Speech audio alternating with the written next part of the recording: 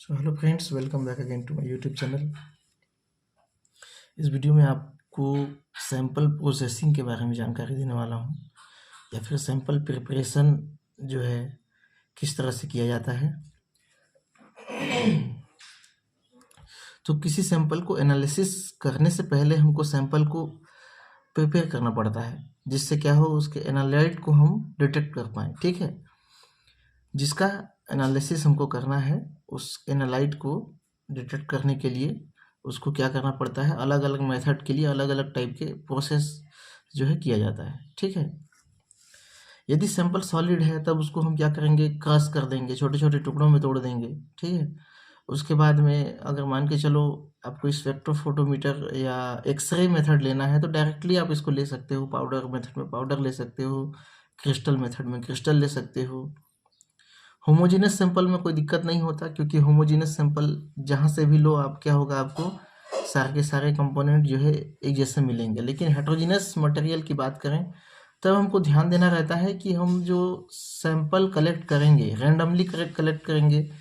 जैसे ये कोई बहुत बड़ा सा एक एरिया है तो हमको क्या करना पड़ेगा, किनारे किनारे मिडिल में रैंडमली इस तरह से सैंपल कलेक्ट करना पड़ेगा, जिससे क्या हो कि वो पूरे एरिया का रिप्रेजेंट कर सके वो। ठीक है, तो इस तरह से मतलब कह सकते हो कि सैंपल लेते समय उसके सारे एनालाइट पोर्शन कवर हो सके। जैसे अयस्क हो गया है ना, अयस्क जब खनन होता है तो फिर जरूरी नहीं कि एक टुकड़े अयस्क में दूसरे टुकड़े अयस्क के बराबर ही आपका मेटल मिले। ठीक है, या कोई एक्स्ट्रा जो निकालना है हमको वो मिले। तो ये क्या होता है, हमको रैंडमली सैंपल कलेक्ट करना पड़ता है इसको। ठीक है, सॉइल को कलेक्ट करने के लिए क्या करते हैं, देखो सॉइल चाहे आप यहाँ से लो यहाँ से लो, दोनों जगह के सॉइल में कुछ ना कुछ डिफरेंस आएगा। तो हम क्या करते हैं कि पूरे फील्ड में रैंडमली क्या कर लेते हैं, सॉइल को लेते हैं। अब पूरे फील्ड में थोड़ा थोड़ा सॉइल भी लेंगे तो हमारे पास 1-1.5 किलो 2 किलो से सॉइल जो है बच जाता है। ठीक है, तो उसको पहले तो गोल आकार में फैला लेते हैं, उसके बाद में 4 भाग में डिवाइड कर देते हैं। 2 भाग को फेंक देते हैं, 2 भाग को मिक्स कर देते हैं। ठीक है, तो इस तरह से लगभग divide and throw method use करते हैं, और जो जितना टेस्ट के लिए ज़रूरी होता है उतना सैंपल हम जो है लैब में भेज देते हैं। ठीक है, मतलब फाइनली ये कहा जाना चाहिए कि जो थोड़ा सा सैंपल हमारे पास जो है वो मटेरियल का पूरा रिप्रेजेंटेटिव हो, है ना। हमारे पूरे सैंपल जो है, थोड़ा सा एक मिनट डिस्टर्ब हो रहा है, अब ठीक है। तो सैंपल ऐसा हो जो कि पूरे मटेरियल का क्या करे, रिप्रेजेंटेटिव हो। तो कुछ मेथड जो है मैंने सर्च किया, बहुत ज़्यादा चीज़ मिला नहीं यहाँ पे मुझे, तो मैं यहाँ पे कुछ कुछ जो चीज़ें मिली है मैं उसको आपको बता रहा हूँ। पता नहीं ये कितना कारगर होगा आपके लिए, ये तो आप ही डिसाइड करेंगे। ठीक है, dissolution of inorganic sample. Inorganic जो सैंपल होते हैं उसको हम सॉल्यूशन के रूप में यूज़ करने के लिए क्या क्या यूज़ करते हैं, HCl, H2SO4, HNO3, perchloric acid, ये सब क्या है, एसिड्स है, इसमें डिजोल्व किया जाता है। ठीक है, इनऑर्गेनिक सैंपल में मेटल आ जाएंगे आपके। ठीक है, मेटल्स आ जाएंगे, साथ ही साथ अगर आपको एटमॉस्फेरिक सैंपल लेना है तब उसका कुछ अलग मेथड होगा, है ना। वैसे तो एयर जो होता है वो होमोजीनस होता है तो उसमें बड़ी दिक्कत नहीं होती है, लेकिन जो इनऑर्गेनिक जो ज़मीन के अंदर में से निकला हुआ जो कोई पदार्थ होता है तो उनके लिए क्या होता है, उनको हम क्या करते हैं, सॉल्यूशन के रूप में बनाते हैं, उसके बाद उसका टेस्ट करते हैं। साथ ही साथ सॉल्यूशन में डिजोल्व करने के बाद केवल ऐसा नहीं मानना चाहिए कि वो डिजोल्व हो गया, उसको हमको क्या करना पड़ता है, डाइजेस्ट करना पड़ता है। डाइजेस्ट करने के लिए हम उसको हीट करते हैं, गर्म करते हैं। ठीक है, हर मेथड में अलग अलग सैंपल प्रिपरेशन, मतलब जितने भी टेस्ट होंगे उसमें सब में अलग अलग टाइप का सैंपल प्रिपरेशन है, तो कितना सारा चीज़ को आप डील करोगे। ठीक है, तो यहाँ पे कॉमनली ये बोल दिया गया है कि सॉल्यूशन बना के डाइजेस्ट कर दिया जाता है। क्या है, उसके बाद में डाइल्यूशन करके, डाइल्यूशन डिस्टिल वाटर से करोगे आप, उसके बाद फिल्टर कर लेते हैं। ठीक है, फिल्टर करने के बाद जो एक्सट्रैक्ट मिलता है उसका हम टेस्ट करते हैं। ठीक है, तो ये मेटल डिटेक्शन में इस तरह से डॉग का आवाज़ मेरी आवाज़ से भी ज़्यादा लग रहा है ना। जैसे यहाँ पे एक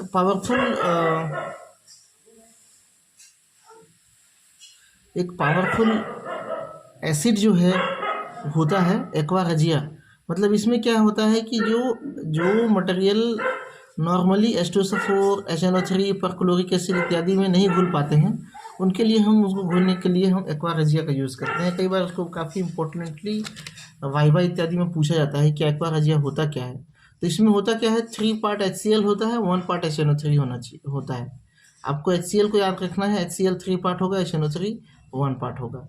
दोनों को जब हम इस रेशियो में मिलाते हैं तो एक्वा रेजिया बनता है। और ये क्या होता है, काफ़ी हार्ड मेटल्स को भी डिजॉल्व करने में कारगर होता है, जैसे प्लेटिनम, पैलेडियम, गोल्ड इत्यादि। ठीक है, कुछ अयस्क हो गए या फिर कुछ अदर और भी मेटल हो गए। ठीक है, तो इस तरह से उनको डिजॉल्व जो है किया जाता है।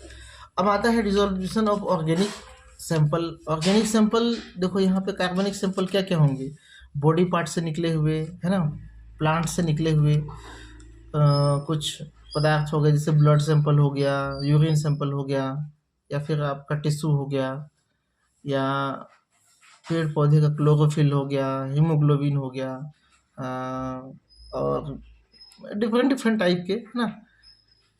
तो इन सबको डाइल्यूट करने के लिए हम क्या यूज़ करते हैं, सबको नहीं, मतलब जिसको जो जिसमें फिट हो जाए, है ना। वो तो जो आपको मेथड है वही बताएगा कि आपको करना क्या है। लेकिन एक जनरल सा मैं यहाँ पे ओवरव्यू आपको दे रहा हूँ कि ऑर्गेनिक सैंपल को किस में डिजॉल्व किया जा सकता है। Sodium carbonate, sodium hydroxide, acid को भी यूज किया जा सकता है, जैसे हमने एसिड पिछला यूज किया था, है ना। और कुछ सैंपल जिसको डायरेक्टली हम लेते हैं, जैसे कि फैट, ऑयल, ग्रीस, वैक्स, इनका बॉइलिंग पॉइंट काफ़ी हाई होता है। ठीक है, अगर इनको हम सॉल्यूशन बना के बॉईल करना चाहें तो उसमें आग लग जाएगी। ठीक है, तो इनको हम क्या करते हैं, डायरेक्टली लेते हैं, डायरेक्टली टेस्ट करते हैं। इनका मेथड ही ऐसा बना हुआ है ना। प्योरिटी अगर ऑयल का चेक करना है तो फिर आपको डायरेक्टली लेना पड़ेगा, है ना। उसमें जो मैट्रिक्स है उसका डिटेक्शन करना पड़ेगा। मैट्रिक्स क्या होते हैं, जो हमारा एनालाइट होता है, एनालाइट के अलावा जो वेस्ट मटेरियल होते हैं जो उसमें घुले होते हैं, ठीक है, उसको हम मैट्रिक्स कहते हैं। ठीक है, तो ये सब चीज़ें हैं।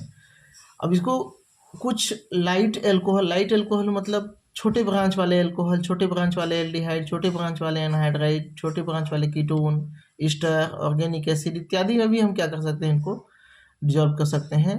सिंपल कार्बोहाइड्रेट इत्यादि में को भी हम यूज़ कर सकते हैं। सिंपल कार्बोहाइड्रेट जो छोटे छोटा हो, ये भी एज ए सॉल्वेंट यूज हो सकता है ना।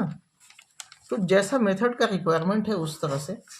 अब यहाँ पे काफ़ी इंपॉर्टेंट चीज़ जो आता है, कुछ मेथड है जो सैंपल के डिकम्पोजिशन एंड डिसोल्यूशन के लिए कारगर होता है। जैसे हीटेड, गर्म करना, विथ कॉन्सेंट्रेटेड मिनरल्स, ये हम पहले देख चुके हैं, है ना। कॉन्सेंट्रेटेड मिनरल्स, एसिड जैसे HCl, HNO3, एक्वा रेजिया, या फिर स्ट्रॉन्ग एल्कलाई, है ना, इंक्लूडिंग माइक्रोवेव डाइजेशन। देखो ये चीज़ हम पहले देख चुके हैं। तो यहाँ पे इसको रिपीट करके लिखना कोई दिक्कत नहीं है, आपको लिखना होगा, है ना।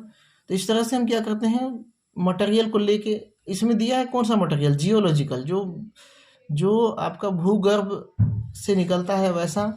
और मेटोलॉजिकल मतलब मेटल्स से रिलेटेड जो भी सैंपल होंगे उनको हम इस तरह से डाइजेस्ट करते हैं। ठीक है, दूसरा है फ्यूजन विथ फ्लक्स। फ्लक्स क्या होता है, फ्लक्स मतलब इन सारे केमिकल के साथ में गर्म करना, और कई बार आपने पढ़ा होगा झाग उत्प्लावन विधि, इस टाइप का कुछ है ना। तो फ्लक्स के मतलब बार बार गर्म करना, फिर उसको ठंडा करना, फिर गर्म करना, फिर ठंडा करना। तो उससे क्या होगा, जो मेटल्स होंगे वो डिजॉल्व होते जाएंगे। जैसे कि ये हो गया जियोलॉजिकल, वही ज़मीन से निकला हुआ। ठीक है, रिफैक्टरी मटेरियल जिसको आपको रिफाइन करना है या फिर पुनः यूज़ करना है। Heated with HF and H2SO4 या HClO4। तो सिलिकेट जो होते हैं उसको हम HF में या फिर H2SO4 में डिजॉल्व करते हैं, या HClO4 में। और कैसा सिलिकेट, जिसमें सिलिका डाइऑक्साइड ना हो। ठीक है, क्योंकि सिलिका डाइऑक्साइड इनके साथ रिएक्ट कर जाता है। ठीक है, तो ऐसे सिलिकेट्स, जैसे कांच बनाने के प्रोसेस में हमको कांच सिलिकेट से ही बनाना है, ठीक है।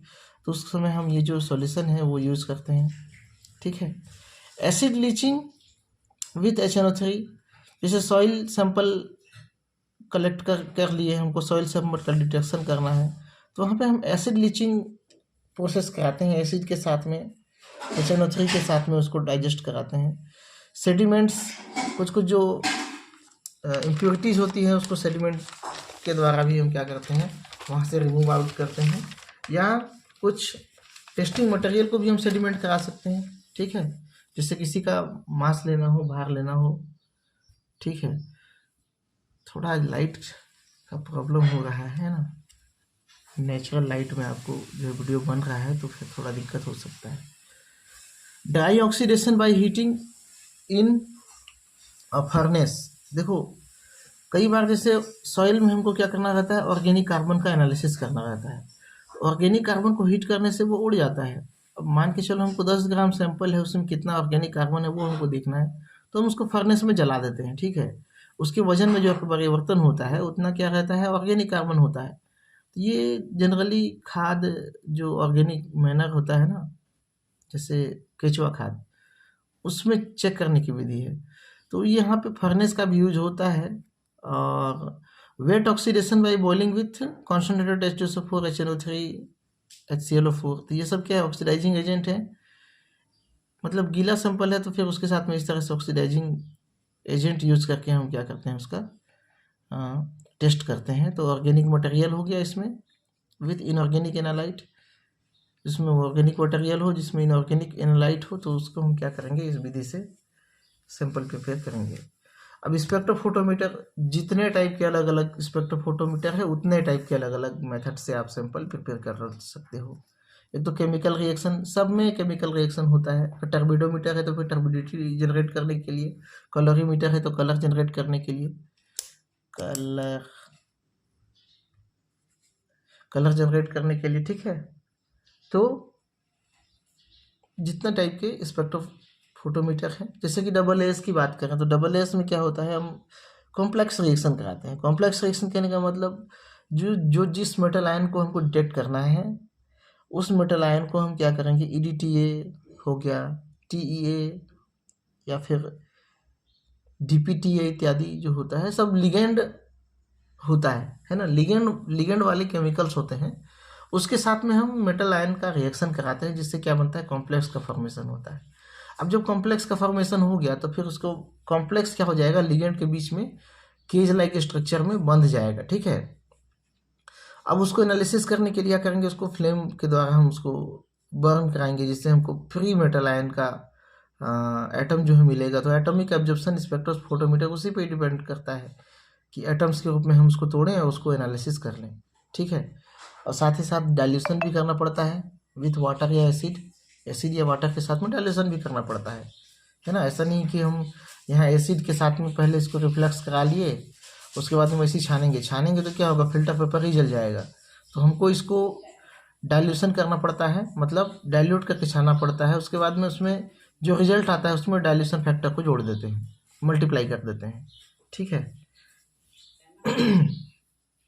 तो इस तरह से जितने मेथड उतने टाइप के सैंपल प्रिपरेशन मेथड, ठीक है।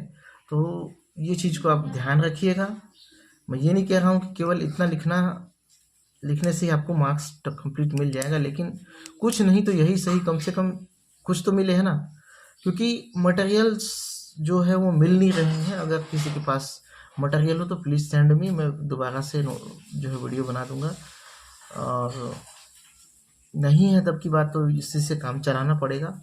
और कुछ और भी मटेरियल्स अगर आपको मिलते हैं तो गूगल करो और देखो जहाँ से मिल पाए, है ना। यूट्यूब से मिलता है तो यूट्यूब से, गूगल से मिलता है तो गूगल से, है ना।